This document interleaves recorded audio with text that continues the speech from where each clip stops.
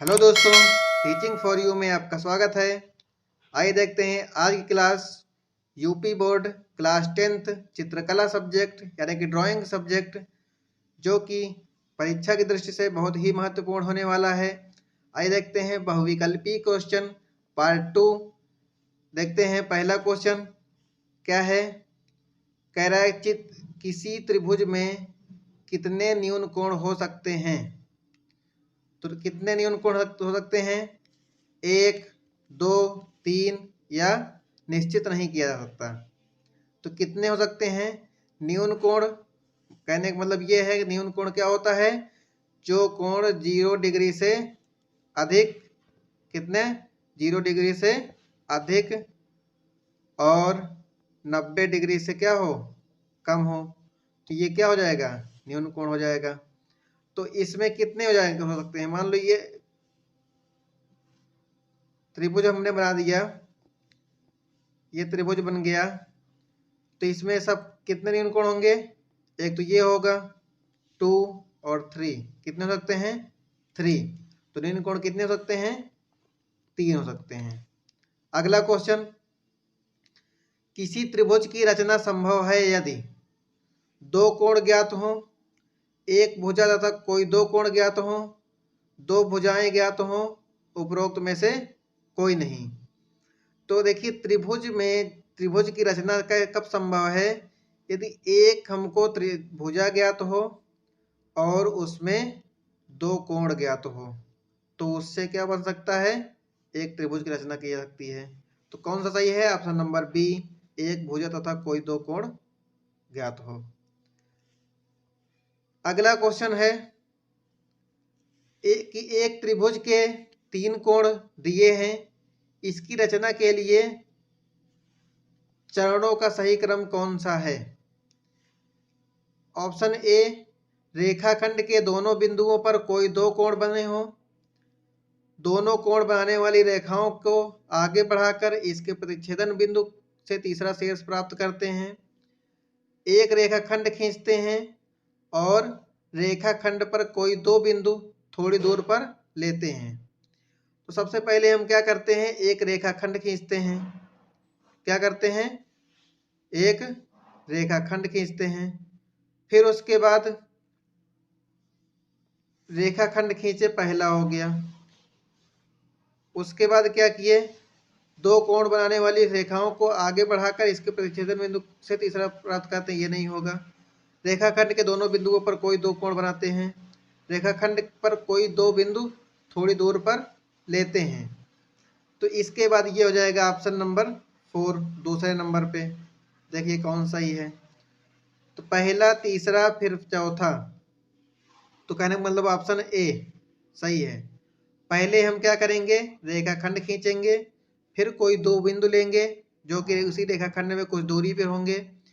फिर option number 1 आता है, रेखाखंड के दोनों बिंदु पर कोई दो कोण बनाते हैं। मतलब कहने का मतलब ये है कि सबसे पहले अगर रेखाखंड खींच दिए तो एक बिंदु ये ले लिए, एक बिंदु ये ले लिए, इसी बिंदु पे एक कोण बना दिए, ये यहाँ पे मान लो ये बन गया, इस पे एक कोण ये बना दिए, ये यहाँ पे एक ये बन गया। तो क्या ये होता है? पहले एक रेखाखंड खींचेंगे, फिर दो कोण बनाएंगे, उसके बाद दोनों कोण बनाने वाली रेखाओं को आगे बढ़ाकर इसके प्रतिच्छेदन बिंदु से तीसरा शीर्ष प्राप्त करते हैं। मतलब कहने मतलब यहाँ पे ये दोनों काटते हैं, तो इस जगह ये क्या है? त्रिभुज का तीसरा शीर्ष मिल गया, तो इससे ये क्या बन गया? त्रिभुज बन गया। तो इसका राइट आंसर हो जाएगा क्या? Option number 1। अगला क्वेश्चन, किसी त्रिभुज में कितने अधिक कोण संभव हैं? तो इसमें क्या होगा? 1, 3, 2, निश्चित नहीं किया जा सकता। तो अधिक कोण कितने संभव हो सकते हैं? एक संभव हो सकता है, क्योंकि एक अधिक कोण हो जाएगा तो दो न्यून कोण हो जाएंगे, और या तो तीनों न्यून कोण हो, एक समकोण, दो न्यून कोण, एक अधिक कोण, दो न्यून कोण, ऐसा हो सकता है। तभी जो है त्रिभुज संभव है, अदरवाइज संभव नहीं है। अगला क्वेश्चन, किसी त्रिभुज की भुजाएं समान होती हैं। ए समद्विबाहु त्रिभुज, समकोण समद्विबाहु त्रिभुज, समबाहु त्रिभुज और विषमबाहु त्रिभुज। सभी भुजाएं, कहने का मतलब ये है ये क्या है, सभी भुजाएं एक समान होनी चाहिए।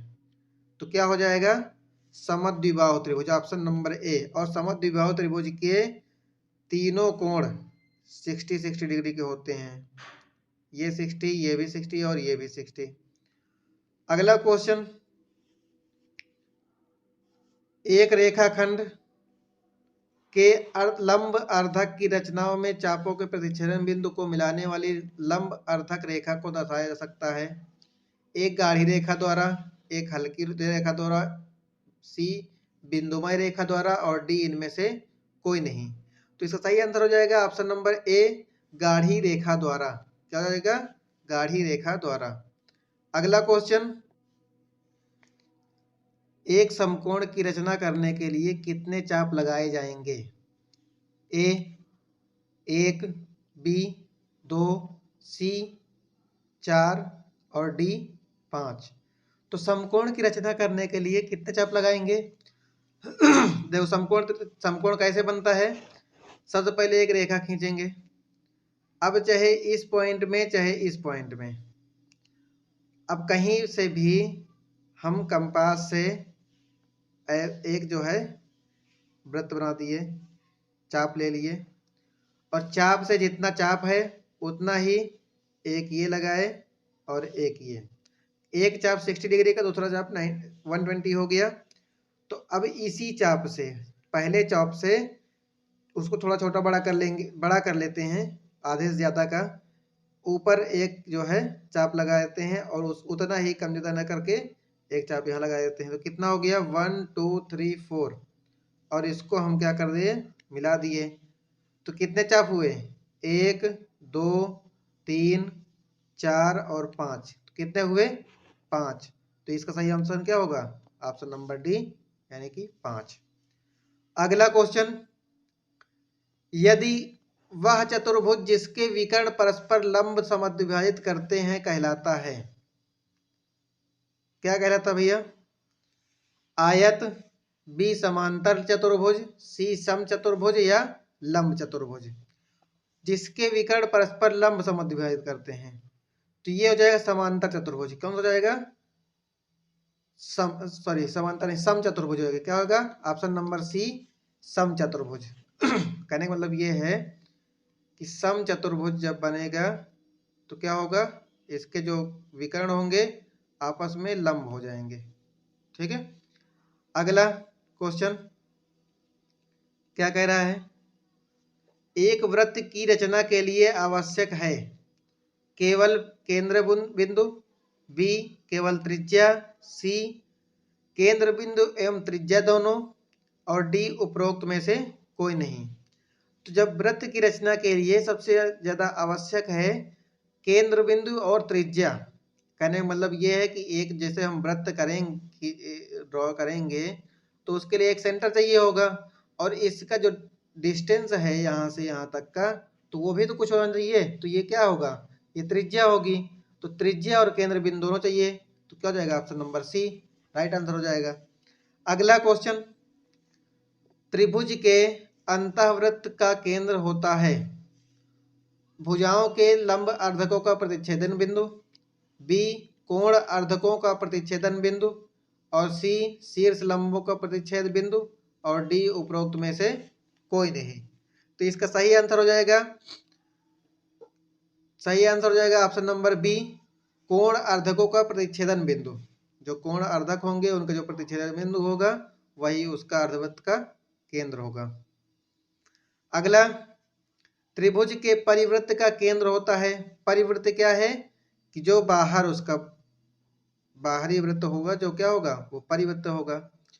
माध्यिकाओं का प्रतिच्छेद बिंदु, बी शीर्ष लंबों का प्रतिच्छेद बिंदु, और सी भुजाओं के लंब अर्धकों का प्रतिच्छेद बिंदु, और डी कोण अर्धकों का प्रतिच्छेद बिंदु। तो इसका सही आंसर हो जाएगा ऑप्शन नंबर सी, भुजाओं के लंब अर्धकों का प्रतिच्छेद बिंदु। अगला क्वेश्चन, दिए वृत्त के अंतर्गत एक वर्ग की रचना के चरण का सही क्रम है। ऑप्शन नंबर ए, व्यास की मिलाने पर प्राप्त रेखाखंड का लंब अर्धक कहते हैं, वृत्त का एक व्यास खींचते हैं, और बी लंब अर्धक को आगे बढ़ाने पर वृत्त पर 2 बिंदु प्राप्त करते हैं। और 4 क्या है, प्राप्त बिंदुओं से व्यास के सिरों तक 2 रेखाखंड मिलाते हैं।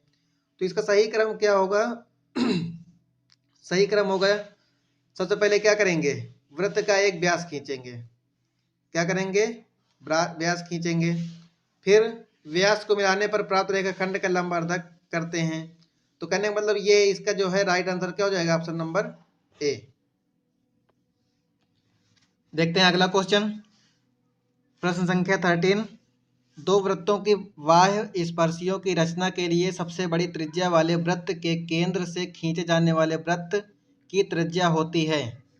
ऑप्शन नंबर ए, दिए गए दोनों वृत्तों की त्रिज्याओं के योग के बराबर। बी, छोटे वृत्त की त्रिज्या के बराबर। सी, दिए गए दोनों वृत्तों की त्रिज्याओं के अंतर के बराबर।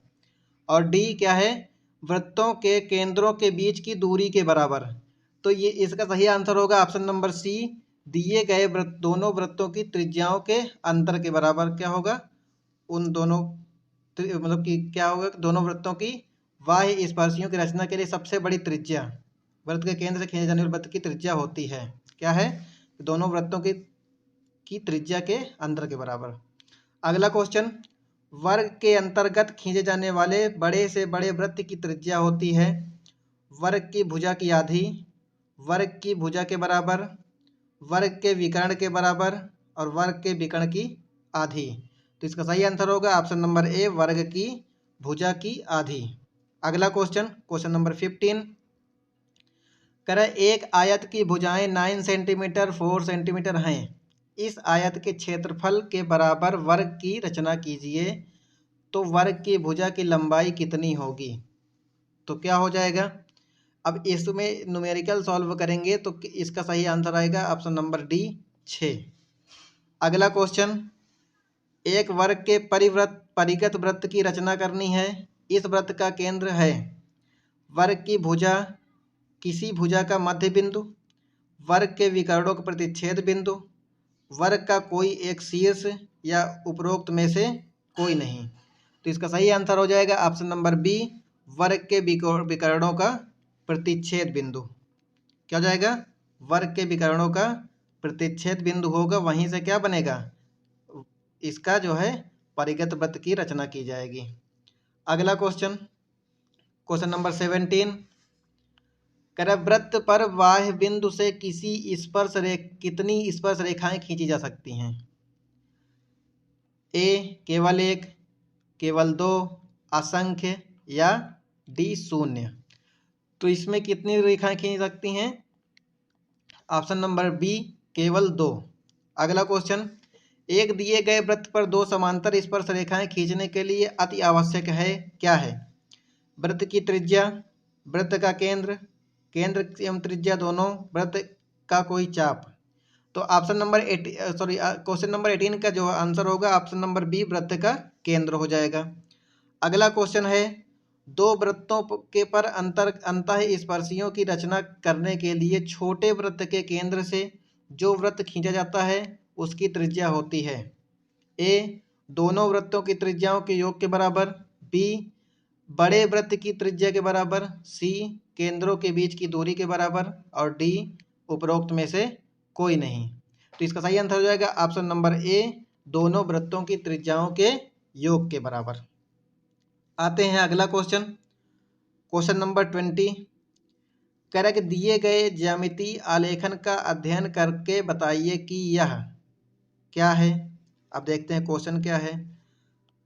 कह रहा है कि समबाहु त्रिभुज के परिगत वृत्त में आलेखन है, वृत्त के अंतर्गत समबाहु त्रिभुज का आलेखन है और ज्यामितीय आलेखन नहीं है, उपरोक्त में से कोई नहीं। तो इसमें देखते हैं सबसे पहले क्या है। अब समबाहु त्रिभुज का भी हमने बताया कि जो एंगल होगा वो कितने डिग्री का होगा, एक एंगल जो होगा वो 60 डिग्री का होगा। तो इस तीनों क्या हो जाएंगे, 60 अंश के। तो इसका मतलब ये क्या है, तीनों जो है आपस में बराबर हैं। तो ये समबाहु त्रिभुज हो गया। तो ऑप्शन नंबर ए कह रहा है समबाहु त्रिभुज के परिगत वृत्त में आलेखन या वृत्त के अंतर्गत समबाहु त्रिभुज पर आलेखन। तो इसमें ये हो जाएगा कि ऑप्शन नंबर ए कि देखो समबाहु त्रिभुज के अंदर तो आलेखन नहीं बना हुआ है कि यहाँ बना हो, ये क्या है, परिगत में बना हुआ है बाहर से, तो इसका option number A right answer हो जाएगा कि समबाहु त्रिभुज के परिगत वृत्त में आलेखन, मतलब समबाहु त्रिभुज के बाहर आलेखन किया गया है। अगला क्वेश्चन, क्वेश्चन नंबर 21, एक त्रिभुज के आधार और ऊंचाई की लंबाई क्रमशः 8 सेंटीमीटर और 6 सेंटीमीटर है। क्या एक ऐसे त्रिभुज की रचना कर सकते हैं जिसका क्षेत्रफल इस त्रिभुज के बराबर हो तथा आधार की लंबाई 6 सेंटीमीटर हो? यदि हाँ, तब त्रिभुज की ऊंचाई कितनी होगी? तो इसका है हाँ 6 सेंटीमीटर, हाँ 8 सेंटीमीटर, हाँ परंतु ऊंचाई ज्ञात नहीं की सकती, या डी नहीं। तो इसका सही आंसर होगा, जब न्यूमेरिकल हम सॉल्व करेंगे तो इसका सही आंसर आएगा ऑप्शन नंबर बी, हाँ 8 सेंटीमीटर। जो उसकी ऊंचाई होगी त्रिभुज की कितनी हो जाएगी? 8 सेंटीमीटर हो जाएगी। अगला क्वेश्चन, दिए गए ज्यामितीय आलेखन का ध्यान पूर्वक अध्ययन कीजिए, इसके विषय में बताइए कि यह है क्या है। देखते हैं। अब इसमें पहला क्वेश्चन कह रहा है, पहला ऑप्शन कह रहा है समखटभुज के परिगत वृत्त बनाकर आलेखन किया है, वृत्त के अंतर्गत समखटभुज बनाकर आलेखन किया है, या ज्यामितीय आलेखन है, या उपरोक्त में से कोई नहीं। तो इसका सही आंसर हो जाएगा ऑप्शन नंबर बी, वृत्त के अंतर्गत समखटभुज बनाकर आलेखन किया है। अगला क्वेश्चन, क्वेश्चन नंबर 23 क्या कह रहा है, एक बाह्य बिंदु से एक दिए गए वृत्त पर स्पर्श रेखाएं खींची जाती हैं। इस निर्मेय में रचना वृत्त का केंद्र होगा ए बाह्य बिंदु, बी दिए वृत्त का केंद्र, सी दिए गए वृत्त को बाह्य बिंदु से मिलाने वाली रेखा का लंब अर्धक बिंदु, या उपरोक्त में से कोई नहीं। तो 23 का हो जाएगा ऑप्शन नंबर सी, दिए गए वृत्त को बाह्य बिंदु से मिलाकर रेखा का लंब अर्धक बिंदु जो होगा, ये राइट आंसर हो जाएगा। अगला क्वेश्चन, क्वेश्चन नंबर 24, एक दिए गए रेखाखंड को समान 8 भागों में बांटना है, इसके लिए कौन सी मापनी का प्रयोग करना है? ए साधारण मापनी, बी कर्णवत मापनी, सी साधारण या कर्णवत में से कोई भी, और डी क्या होगा, उपरोक्त में से कोई नहीं। तो इसका सही आंसर हो जाएगा ऑप्शन नंबर ए, साधारण मापनी का उपयोग करके उसको हम 8 भागों में डिवाइड कर सकते हैं। अगला क्वेश्चन 25, एक त्रिभुज की रचना करने के लिए कितने अंगों भाग की आवश्यकता होती है? ऑप्शन नंबर ए केवल 2 अंग, बी 3 अंग, सी 4 अंग, डी 6 अंग। तो इसका सही आंसर हो जाएगा ऑप्शन नंबर बी 3 अंग। क्या हो जाएगा? ऑप्शन नंबर बी 3 अंग। अगला क्वेश्चन, एक आयत के भीतर अधिकतम क्षेत्रफल वाले वृत्त की रचना करनी है, इस वृत्त का व्यास है ए आयत की छोटी भुजा के, आयत की बड़ी भुजा के, आयत के विकर्ण के, या आयत के विकर्ण के आधे के। तो इसका सही आंसर हो जाएगा ऑप्शन नंबर ए, आयत की छोटी भुजा के बराबर हो जाएगा। अगला क्वेश्चन आते हैं 27 में। कह रहा है कि प्राविधिक कला आधारित है, किस पे आधारित है? गणितीय प्रमेय पर, यूक्लिड की ज्यामिति पर, या गणितीय निर्मेय पर, या गणितीय प्रमेय एवं निर्मेय दोनों पर। तो इसका सही आंसर हो जाएगा ऑप्शन नंबर सी, गणितीय निर्मेय पर जो है प्राविधिक कला आधारित है। कौन सा हो जाएगा? Option number C. अगला क्वेश्चन 28, प्राविधिक कला में निम्न में से किस कोण की रचना संभव नहीं है? ए 45, बी 30, सी 75, डी 22। तो इसमें देखो हम 45 डिग्री का बना सकते हैं, 90 का आधा हो जाएगा, ये किसका आधा हो जाएगा? 60 का आधा, और इसको हम करेंगे 60 और 120, उसके बाद 90 का हाफ कर देंगे, मतलब 120 और 90 का हाफ करके जो है 75 आ जाएगा। सॉरी 60 और 90 का हाफ करके 75 आ जाएगा। लेकिन जो ये हमारा 22 डिग्री है, इसका हम कोण नहीं बना सकते हैं। तो इसका सही आंसर हो जाएगा ऑप्शन नंबर डी। अगला क्वेश्चन आते हैं, एक समबाहु त्रिभुज को 4 बराबर क्षेत्रफल वाले त्रिभुजों में बांटकर उसे आलेखन तैयार करना है। इस त्रिभुज को बांटने के लिए क्या चाहिए होगा? 3 भुजाओं के लंबवर्धक बिंदुओं को परस्पर मिलाते हैं, 3 कोणों के अर्धकों को मिलाते हैं, 3 शीर्ष लंबों को मिलाते हैं और डी त्रिभुज के इस प्रकार बांटना संभव नहीं है। तो इसका सही आंसर हो जाएगा ऑप्शन नंबर ए, 3 भुजाओं के लंब अर्धक बिंदुओं को परस्पर मिलाते हैं। ऑप्शन नंबर ए इसका राइट आंसर हो जाएगा। अगला और लास्ट 30 नंबर क्वेश्चन, वृत्त की 2 बाह्यतम स्पर्शियां स्पर्श प्रतिच्छेदित करती हैं। ए वृत्त के अंदर, बी वृत्त के बाहर, सी प्रतिच्छेद नहीं करती और डी वृत्त पर। तो इसका सही आंसर हो जाएगा ऑप्शन नंबर बी, वृत्त के बाहर। क्या सही आंसर हो जाएगा? ऑप्शन नंबर बी, वृत्त के बाहर। तो दोस्तों आज की क्लास यही समाप्त होती है। इसी तरह के नए वीडियो से जुड़ने के लिए हमारे चैनल टीचिंग फॉर यू को प्लीज़ सब्सक्राइब कर दें तथा बेल आइकन को ज़रूर दबा दें, जिससे आने वाली हर वीडियो का नोटिफिकेशन आपको सबसे पहले मिलता रहे। धन्यवाद।